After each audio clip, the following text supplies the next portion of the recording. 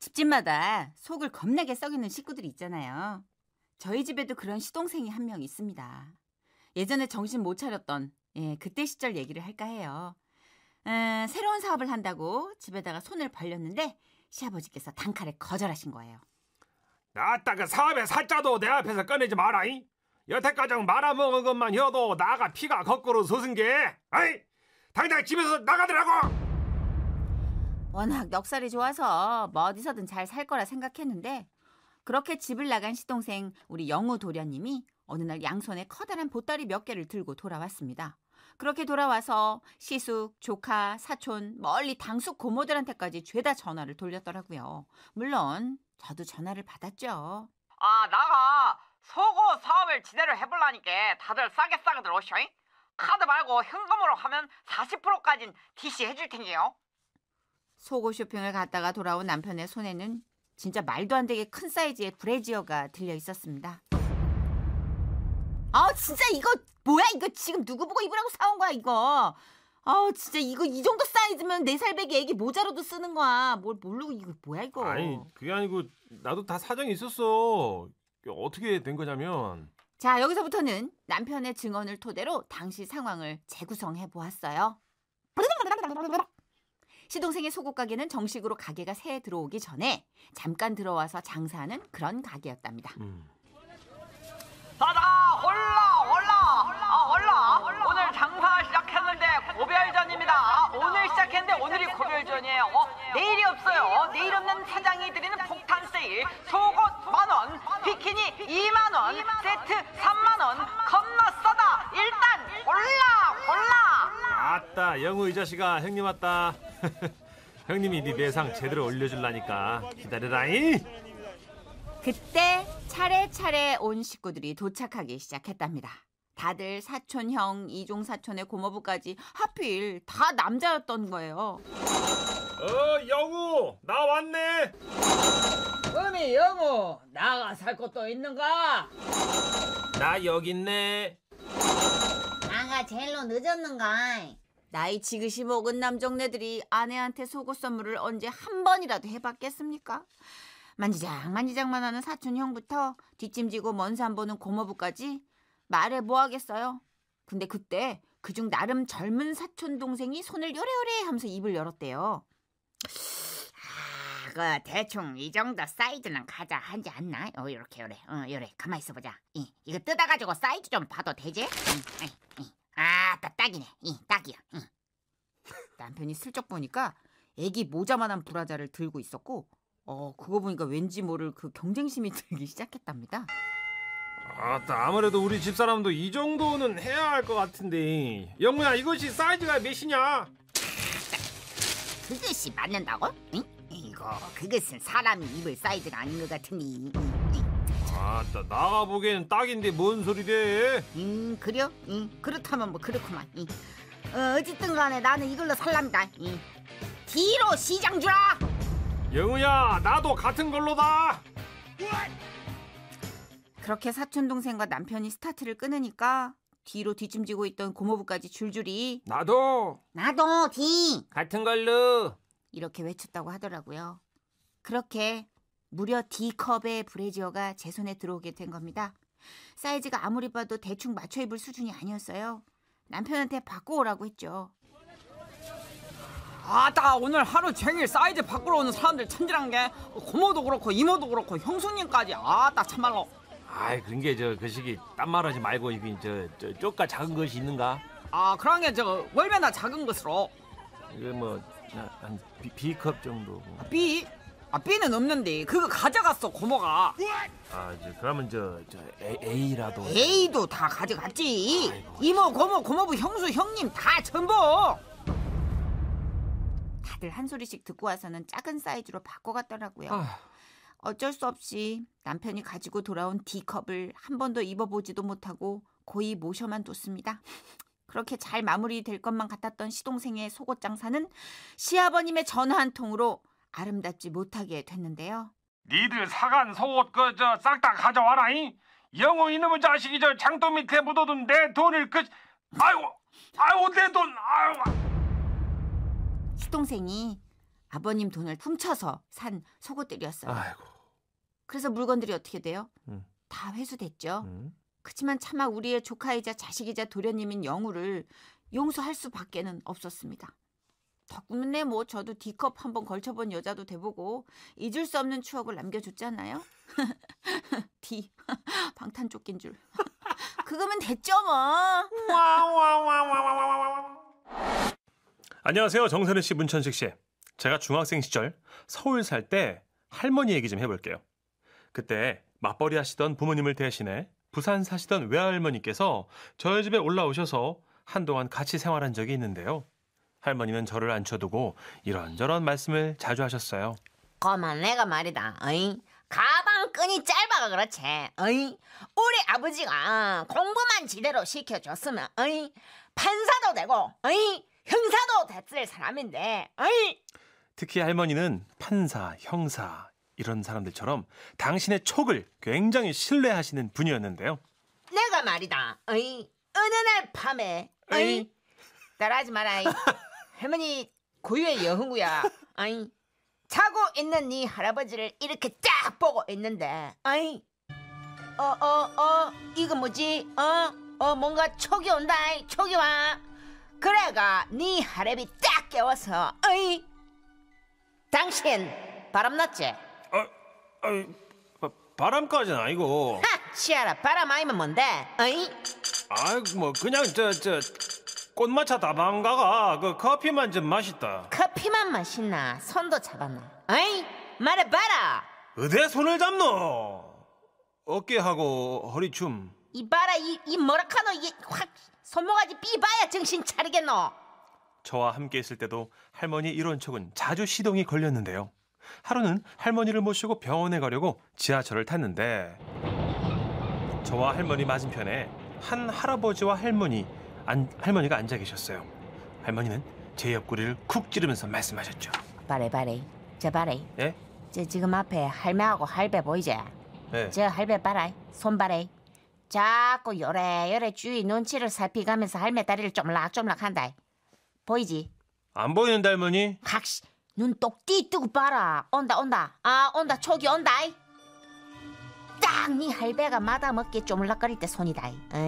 저런 놈들은 홍군형을 쉐리 내줘야 한다. 아우 할머니 창피해. 그냥 좀 있어. 할미가 그래 가르쳐놔. 불의를 보면 맞서서 싸워야지. 이놈 자식이. 그러더니 할머니는 갑자기 일어나서 그 생판 모르는 할아버지한테로 다가갔습니다. 벌써 할배요. 뭡니까? 그 생긴 거는 멀쩡하게 생기갖고 와 옆에 할매 다리를 쫄물락쫄물락 만지는겨. 내가 뭘 만졌다 그래요? 당신이 봤어요? 봤지? 내가 한 번만 봤는지 아는겨. 2번 봤고 10번 봤고 처음부터 싹 다 봤다 안 가나 내가. 아 근데 이 양반이 왜 자꾸 언성을 높이고 그래? 아이고 그래도 그 흉악한 범죄가 얼굴 팔리는 줄은 아는갑네. 지하철 안 사람들의 시선은 점점 할머니와 그 할아버지에게로 향했고 우리 할머니는 더 기세등등해져서 옆에 계신 할머니께 말씀하셨어요. 할매도 고마 문쟁기라. 옆에 할배가 다리를 쪼물락대면 고마 일어났어. 이 양반이 붉은 대낮에 미친나 하면서 싸대기를 한 대 날려야지. 아이고 이 양반을요? 아이고 그건 좀... 뭐네요 와. 아니 이 양반이 우리 바깥 양반인데요. 제가 지금 무릎이 아파가지고 이렇게 주물러 준다고. 아우 여보 그렇게 사람 많은 데서 하지 말랬잖아 내가. 바깥 양반이 다리를 주물러줘 얘. 할머니는 그 할아버지가 치안이 아니었다는 사실보다 남편이 아내의 다리를 주물러 준다는 것에 더 큰 충격을 받으셨는데요. 와씨 나는 남편이 일생 어깨 한 번 안 쪼물락거리는데 남들은 다 저래 사는가비. 와씨 내 인생이 뭐고 이게. 그러더니 갑자기 휴대전화 들고 어디론가 전화를 거셨어요. 와씨 온다. 촉이 온다. 아 여보세요. 다방이제. 이씨 아주 내가 애들 집에 있다고 살판 났네요. 살판 났어 그제. 야 이 귀신이다 이거. 딱 기다리래. 할머니는 그 길로 짐을 싸서 부산으로 내려가셨고요. 저희 엄마가 잘 내려가셨는지 안부 전화 드렸을 때 수화기 너머에서는 이런 소리가 들려왔어요. 어야 나는 잘 왔다. 아 내 옷들 다 어디다 버렸노? 아가 내 좀 살려둬라. 어머 니는 신경 쓸 거 없대. 그래 어이야 애들 밥 잘 챙겨주고 내 또 올라갈 게다. 그 내 10만 원 또 어디다 갖다가 버렸는? 야야 그 가만히 시계는 있었고, 그 시계는 안 된다. 머리를 확 다 밀어버리려다가 내가 다 버렸으니까네. 뚜뚜. 그렇게 며칠 후 할머니는 다시 우리 집에 오셨는데요. 하루는 할머니하고 시장 봐서 오는 길에 복도식 아파트라 옆집 현관문 앞을 지나가게 됐습니다. 근데 거기서 막 쿵쾅쿵쾅 싸우는 소리가 들리는 거예요. 누가? 엄마야 이 집에서 싸우나? 아 할머니 남의 집 일이잖아. 그냥 가자 할머니. 이놈의 새끼 할매가 그리 가르쳤노? 어이 남자든 여자든 맞고 사는 건 있을 수 없는 일이다. 어이 그러더니 우리 할머니는 그 집의 초인종을 대뜸 누르셨습니다.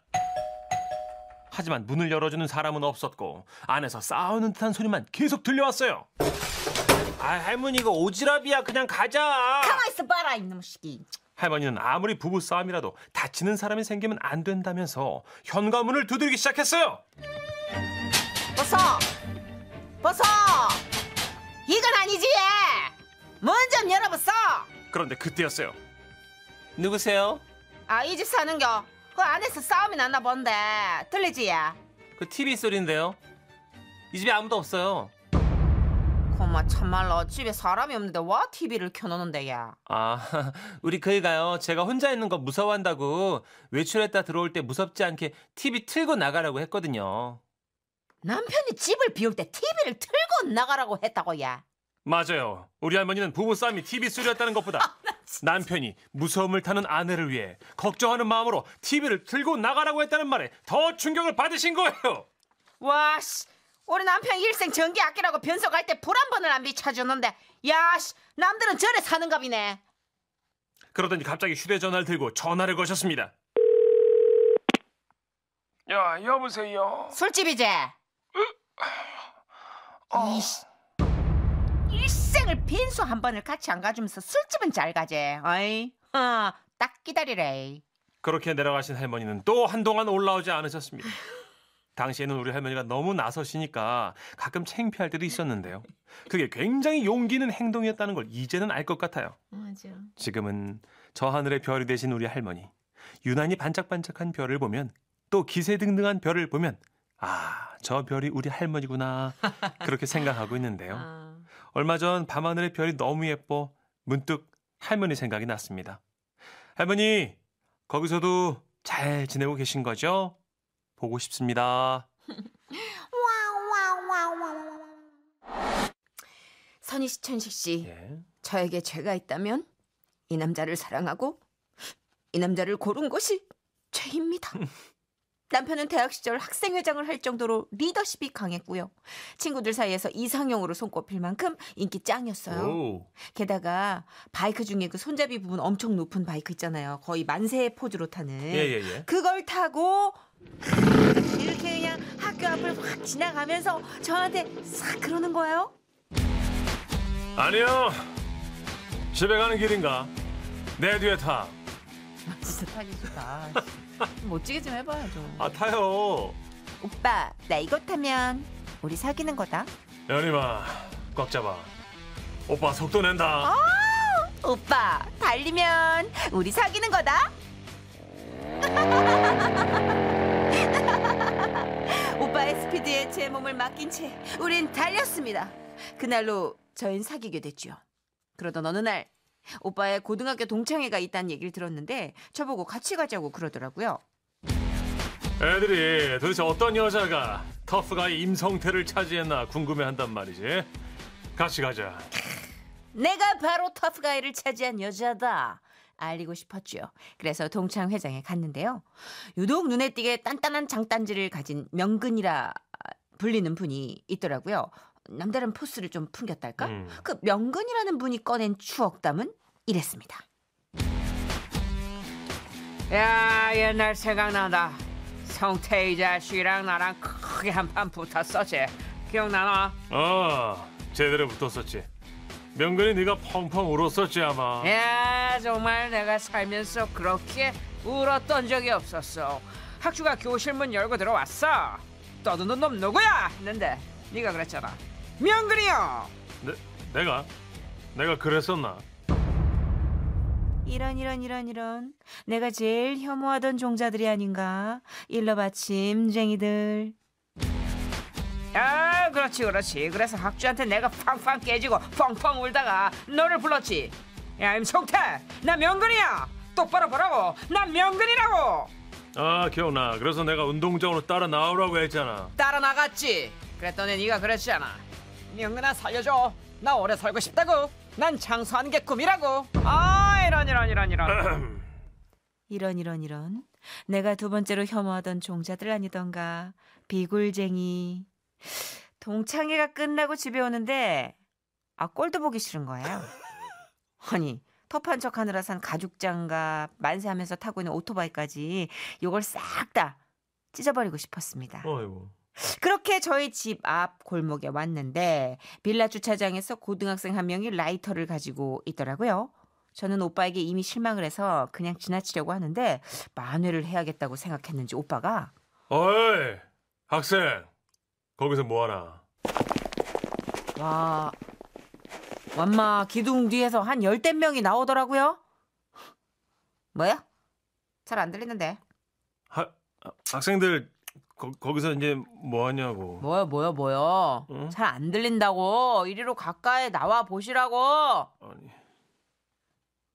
그 순간 두루미가 날아가는 것처럼 날개짓을 하며 고딩들이 있는 곳으로 다가가는 오빠를 보았어요. 너무 무서워서 나와보라는 걸 날아오라는 걸로 들었던 거죠. 진짜로? 아니 뭘 또 날아오래. 이렇게? 이거 맞아? 뭐야? 이게 요즘 유행하는 건가? 뭐래 이거? 아, 미친 거야? 날아오라 그랬어. 야, 그냥 가자. 똥은 들어와서 피하는 거야. 아, 진짜 미친 건가? 쫄았냐? 그 날개짓을 하고 애드립 친다고 하는 게 쫄았냐? 수치스러워. 어떡하지? 자꾸 그 두루미 같은 날개짓이 떠올라서 도저히 오빠를 볼 수가 없었어요. 집에 가는 길에 오빠한테서 전화가 왔어요. 저의 이런 혼란스러운 마음을 눈치챘는지 그냥 다 포기한 목소리로 그러더라고요. 연희마. 나 지금 집에 도착하려면 1시간 정도 걸리거든. 그래서 곧 있으면 드라마 하는 시간이거든. 근데 아마 내가 도착하면 끝나겠다. 오늘 그 드라마에서 할머니가 죽거든. 아, 진짜 그래서 녹화 좀 해주라. 와우. 아우, 내가 진짜 선생님한테 일러 바쳤다고 했을 때 그만뒀어야 되는데 내가 진짜 두루미처럼 푸덕푸덕거리면서 학생들한테 날아갔을 때 그때 그만뒀어야 됐다고요. 제가 드라마 녹화해달라고 그랬을 때 그때 왜 못 그만둔 거예요 내가. 네. 그 많은 신호들, 그 절박한 신호들을 다 무시하고 내가 갸냘픈 오빠와의 결혼한 그런 어떤 잘못이겠죠 제가? 아이고. 여러분, 만세하고 타는 대형 오토바이 가진 남자들이 알고 보면 눈물 더 많고 정 더 많고 속이 더 여리다는 거 알고 만나세요. 안녕하세요. 손희씨, 춘식씨. 네. 저는 교양과 정이 넘치는 만 50세 평범한 여성입니다. 네. 이름은 가명으로 쓸게요. 황선자 이 정도가 무난하겠어요. 모든 것이 평화로워 보이던 저에게 한 가지 단점이 있었다면 뭔가를 조금씩 잘못 외우고 있었다는 건데요. 지금의 남편하고 연애를 할 때도 그랬습니다. 우리가 첫 키스를 시도하던 그날. 선자 씨, 이리 와봐요. 어머, 이 골목에 사람들 다 있는데 자꾸 이렇게 다가오시면. 선자 씨. 병률 씨. 야, 뭐라 그랬어요 지금? 남편 이름은 직렬이에요. 김직렬. 병렬, 직렬 비슷하잖아요. 얼추. 전혀 다르죠. 어쨌든 그런가 봐요. 남자들은 저한테 양다리 아니냐고 병렬 누구냐고 막 화를 내는 거예요. 그렇게 나의 첫 키스는 물 건너갔고요. 그런데 저는 정말 억울했던 겁니다. 제가 양다리를 하는 그런 사람이 아니거든요. 이성 관계가 정말 그 누구보다도 깨끗했던 사람이에요. 제가. 그날 제 머릿속에는 학교 다닐 때 과학 시간이 엉켜가지고 직렬 병렬 그렇게 연상이 됐단 거죠. 근데 이래 큰 실수를 한 후 남편이 조금씩 멀어지는 것 같더라고요. 그래서 그날은 이 남자를 기필코 내 남자로 만들어야겠다. 내가 결심했어요. 벌써 선자 씨 집 앞에 다 왔네요. 그러네요. 혹시 응? 라면 먹고 갈래요? 라면? 어떤 라면? 우리 집에 오소리 라면 있어요. 비슷하잖아요. 다 노국 오소잖아요. 그 동물 이름 라면. 너무 다른데요? 사람 참 그렇게 안 봤는데 깐깐하네. 뭐 너구탱하고 오소리하고 너무 다르죠, 어머님. 아니 같이 그렇게 눈 처지고 꼬리 두껍고 그러는데 하여튼 뭐 그렇더라고요. 나는 너무 당황했는데 남편은 정말 센스가 있어요. 이런 제가 너무 귀여워 보였는지 생글생글 웃으며 말했어요. 나는 매운맛은 못 먹는데. 괜찮아요. 쟤는 순진한 맛이 있어요. 그래요. 인정해요. 네, 이건 인정해요. 네, 정말 남편 얼굴색 변한 거 보고 야, 이건 내가 큰 길로 지금 잘못 갔구나 싶었어요. 순한 맛이라고 해야 되는데 왜 순진한 맛이라고 했을까요? 우리 남편이 또 굉장히 고지식한 사람이거든요. 갑자기 남편이요. 라면 끓여준 남자가 제가 처음이 아닌 것 같아요. 나중에 연락드리겠습니다. 아니 저기 아니 그게 아니 저기 병렬 씨. 직렬이라고 직렬. 예. 김직렬. 김직렬 씨는 그렇게 가서 한동안 연락이 없었습니다. 뭐 연락이 없으니 어떻게 해요? 제가 전화를 거는 수밖에 없었죠. 그때는 또 휴대전화가 그렇게 흔하지 않던 시절이었어요. 집으로 전화를 걸었더니 어머님으로 추정되는 분이 받더라고요. 여보세요. 깜짝이야. 저는 너무 당황했던 거예요. 긴장했죠. 내가 또 이름을 잘못 말하면 어떡하지? 와, 진짜 미치겠네. 긴장하니까 이게 직렬인지 병렬인지 더 헷갈리고. 그래서 그러면은 이름을 빼고 물어보자. 그렇게 생각했어요. 그 짧은 순간 너무 많은 생각이 교차했어요. 뭐라고 물어보지? 그분 계세요? 아니야. 아드님 계신가요? 이게 미친나. 이게 어떡하지? 막 이래 생각하다가 그냥 결국 아드님 좀 바꿔주세요. 이래 말해야겠다 생각하고 입을 뗐습니다. 여보세요. 말씀을 하세요. 자식 좀 바꿔주세요. 뭐요? 그냥 끊어버렸어요. 도저히 제 실수를 설명할 자신이 없더라고요. 그리고는 이 남자하고는 여기까지가 끝인가 보. 그렇게 생각하고 있었는데요. 남편이 우리 집으로 찾아왔더라고요. 자신이 너무 예민했던 것 같다면서 그 순한 맛 라면을 여러 개 사가지고 왔어요. 그래가지고 같이 그 라면을 끓여 먹고 예.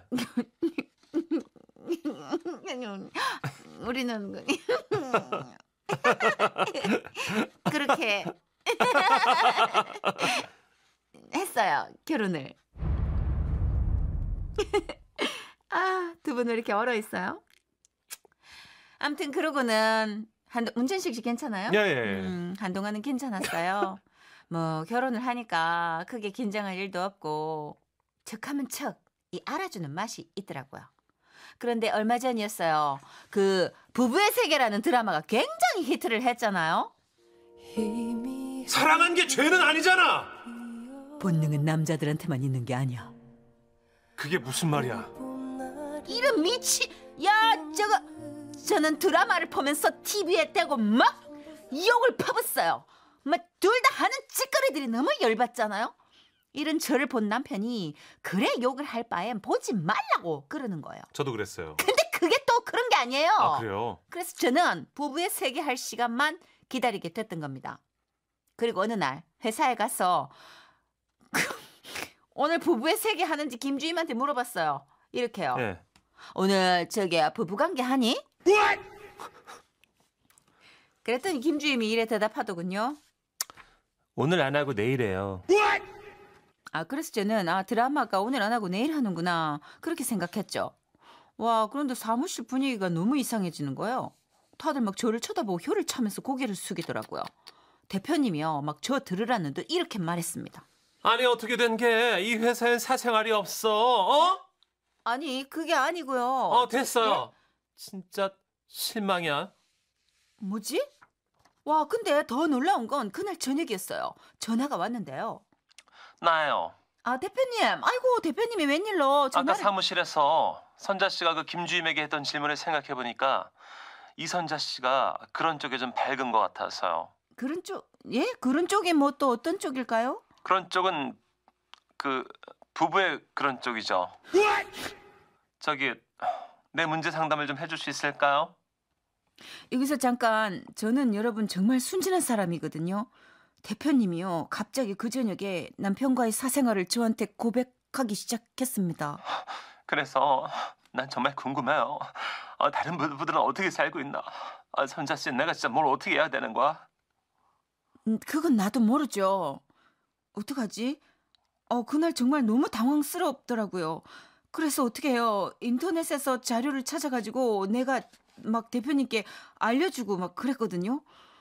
근데 며칠 전에도 결혼한 우리 아들 집에 놀러 왔는데 부부의 세계 끝났니? 라고 물어본다는 걸 이래 말하고 말았어요.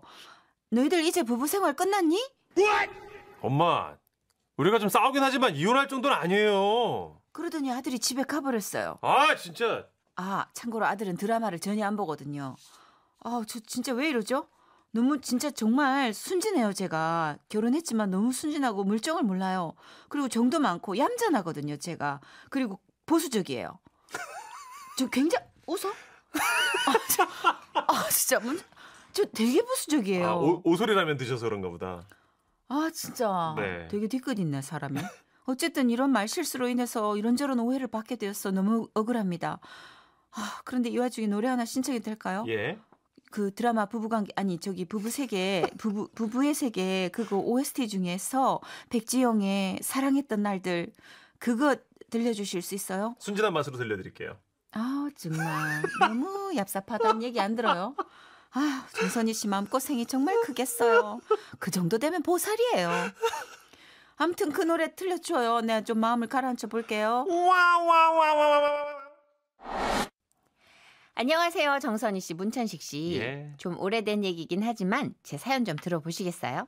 그러니까 지금으로부터 34년 전 제가 신혼이었을 때 이야기입니다. 결혼 후에 시댁 경조사를 달력에 표시해 놨는데 1월 중순이 시할아버지 제사더라고요. 그래서 제가 전날 아침 남편에게 먼저 얘기를 꺼냈죠. 자기야, 내일 할아버지 제사인데 내일 아침에 출발하면 너무 늦지 않을까? 형님 혼자서 제사 음식 한다고 고생하실 거야. 막 그러면 연락고. 나는 오늘 점심 먹고 미리 출발해서 갈게. 내가 표준말 쓰다가 사투리 쓴다고 당황하지 마. 괜찮다. 작가가 나 죽이려고 처음에 서울말 써놨어. 확. 나 이대로 혼자는 안 묻혀. 물귀신이가. 이게 뭐야 이게. 흐름이 와 이래. 그나저나 했잖아. 자기 뭐 혼자 찾아갈 수 있나? 걱정 마라. 저번에 시골 갈 때 머릿속에 지도를 그려놨다. 가다가 모르면 지나가는 사람한테는 물어보지 뭐. 그러면 있잖아. 단디 찾아가래. 시골 버스 타고 한 40분쯤 가다 보면 막 오른쪽에 큰 저수지가 있고 꼬불꼬불 언덕길 지나면 바로 내리지 말고 그 다음 마을에서 내려야 된다. 자기야. 네. 나 술했나? 걔안나? 아니 이 봐라, 이 사투리가 쉽지가 않아. 하만 쪽이 이거. 하만. 남편은 걱정이 됐는지 재차 저에게 길을 설명했고 저는 걱정하지 말라며 자신 있게 시외버스 터미널로 향했습니다. 그곳에서 마산행 시외버스를 탔는데요. 버스 안은 10,000원이었고 한겨울 해는 어찌 그리 짧은지 밖은 벌써 어둑어둑해지고 있었습니다. 아이고, 여기 어때지? 이거 누워서 뭐가 보여 말이지. 아이고야, 세대 길 찾나봐 얘. 아줌마, 그 꼬불꼬불 언덕길 지나서야 그 다음에 내려야 되는데야. 꼬불꼬불 언덕길 아직 모르십니까? 꼬불꼬불 언덕길이에? 여가 꼬불꼬불 언덕길이 있고 얘. 더 가면 구불구불 언덕길이 있고 얘. 그 다음엔 까불까불 언덕길이 있고. 그 후에는 쪼물쪼물 언덕길이라 불리는 곳이 있어 얘. 꼬불꼬불입니까? 구불구불입니까? 까불까불입니까? 여러분, 그거 아셨어요? 옛날에 시골길은 그 지역 사람들이 붙여놓은 애칭 같은 게 있다는 걸. 진짜? 농락당하는 느낌이었어요, 처음엔. 너무 헷갈리기 시작하는 거예요. 아침에 남편이 분명히 꼬불꼬불 언덕길이라고 한 것 같은데 이게 또 막상 닥치니까 기억이 잘 안 나는 거예요. 그 꼬불꼬불 언덕길 지나서 그 다음이다. 구불구불 언덕길 지나서 그 다음이다. 까불까불 언덕길 지나서 그 다음이다. 다 비슷하지 않나요? 아니 뭘 해도 다 남편이 말한 언덕길 같은 거예요.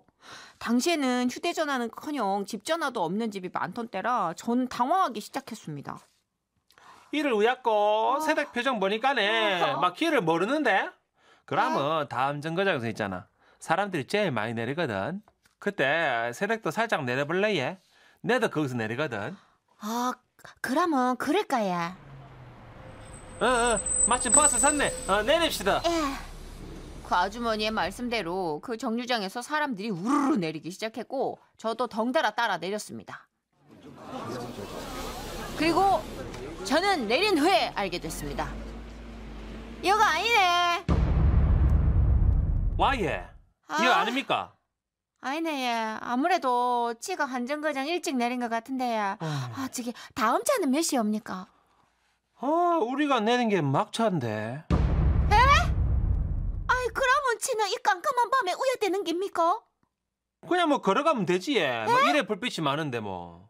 여기 어디 불빛이 있어, 얘? 하늘에 별빛도 있고 달도 떠 있잖아 얘.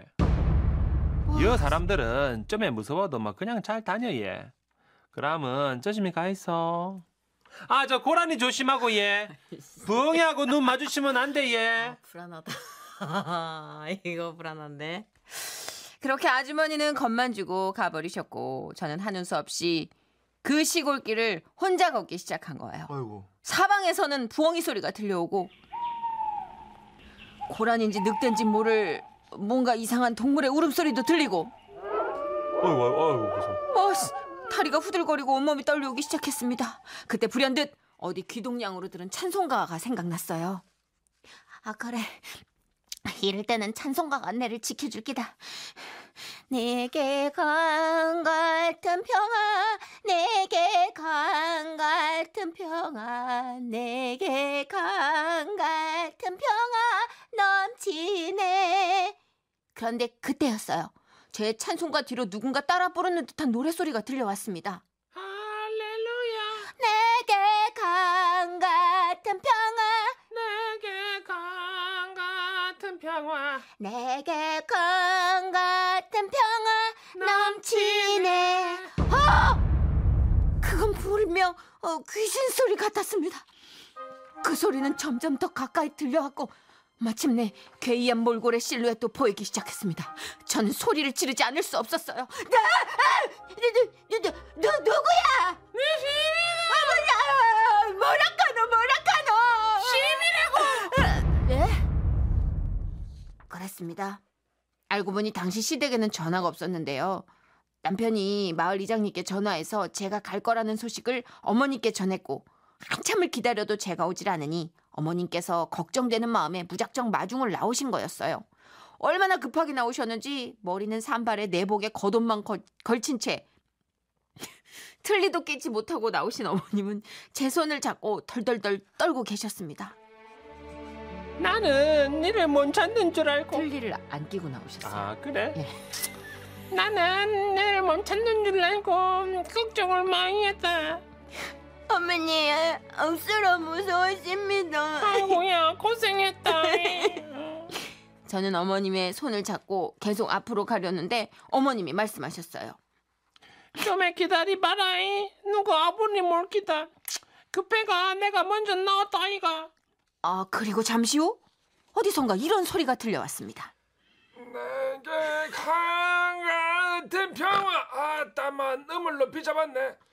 내게 강 같은 평화. 비겁하십니다. 내게 강 같은 아버님? 어이, 넘치네. 할렐루야, 아버님. 아이고야, 여들 있었네. 거봐라이, 새아가가 이 길로 올 걸 했지. 새아가 고생했다이. 인자 내 손 잡고 앞만 보면 된대. 절대로 옆을 보면 안 된다이. 와예, 옆이 낭떠러집니까? 그래, 그런 건 아니고 공동묘지다이. 과연 그랬습니다.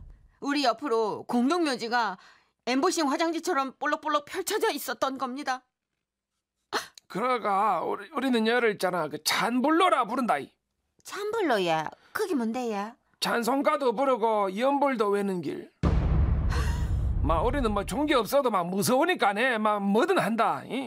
이런 길을 겁도 없이 새가 네가 온다 캐가 내 깜짝 놀랐다 이가.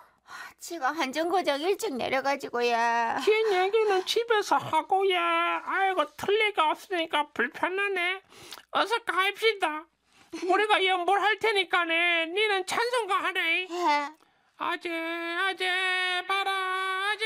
내게 강 같은 평화. 파라 승아재 모지 사바. 내게 강 같은 평화. 마하바냐 바라밀다 심교. 할렐루야.